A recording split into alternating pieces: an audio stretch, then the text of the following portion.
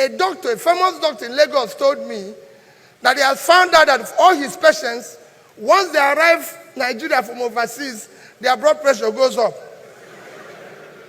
And it's a record that he has. If you come to inequality, Nigerian inequality today is the worst. 157 over 157.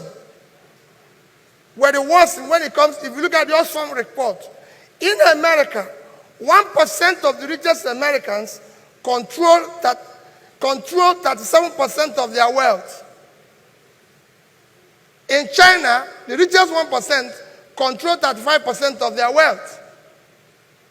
In Indonesia, which I'm going to use for example, they control 47%.